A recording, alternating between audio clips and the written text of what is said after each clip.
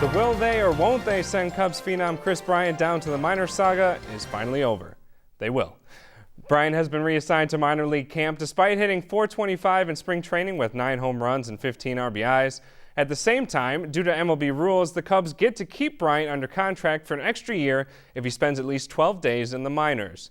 For Chicago, this means getting to keep one of baseball's best prospects until 2021.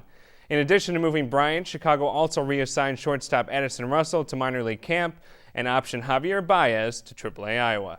Now it's time to get serious. The Illini need to win in the Big Ten Conference, period. Illinois hasn't finished above 500 in conference play since 2010, and even then they went 9-8.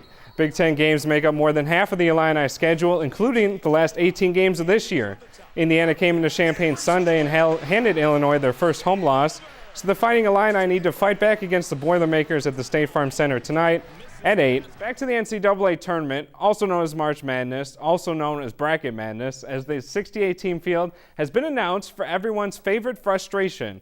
With more than 9 quintillion ways to fill out a bracket, making a perfect one is, let's just say, highly unlikely. So it's all about the big picture. Picking the Final Four, the championship game, and the national champion correctly makes all those first and second round mistakes go away. But there's always at least one team that you have going deep in the tournament that ends up losing on the first weekend, which sets off the hair-pulling phenomenon known as a busted bracket. Here's to hoping the first day of the tournament Thursday is not the last day for your predictions.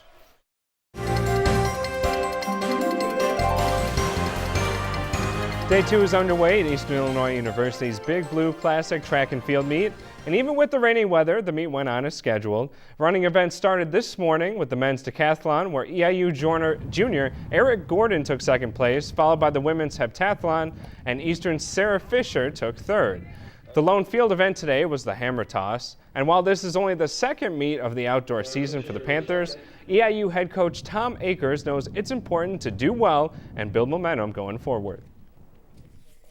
You know, yeah, it's just the beginning of our season, but it's a very critical part of our season right now. I mean, we've got to continue to work hard and train hard and concentrate on the process of getting better. The running events start at 6, starting with the women's 400-meter dash, and the day will finish with the women's 10,000-meter. Tomorrow morning is the final day of the meet with the men's javelin and the women's discus on the agenda. We'll have the final results in Monday's edition of Sports Watch. And on the baseball diamond, Eastern Illinois baseball came oh so close once again to their first win. After leading 6-4 midway through the game, the Panthers gave up 2 in the 5th and 3 runs in the 6th, which eventually led to a 9-7 Tennessee Tech victory. Eastern is 0-21 on the year, with another game against the Golden Eagles tonight at 6. Meanwhile, Panthers softball has 4 home games ahead of them on Saturday and Sunday, with a doubleheader against both Tennessee Tech and Jacksonville State. Despite a 10-16 overall record, Eastern is 5-5 in conference play, looking to build off a series win against Murray State last weekend. First pitch in tomorrow's game is at 1, and the first pitch on Sunday is at noon.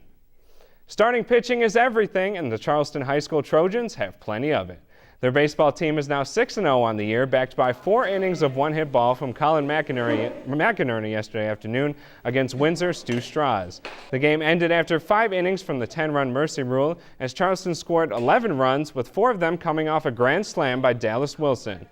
11-zip is the final, with McInerney improving to 2-0 on the year, and the Trojans on fire heading into their next game against Neoga High School Tuesday. On the softball side of things, the Trojans will not play their home game today due to rain, and a makeup game has yet to be announced. CHS soccer fans can rejoice as well, with the girls' team getting a narrow victory over Salem Thursday night. Charleston tried their best for it to be a multi-goal win, but Salem's Emily Maxey made 16 saves, and the Salem defense as a whole absorbed 31 shots by the Trojans' offense.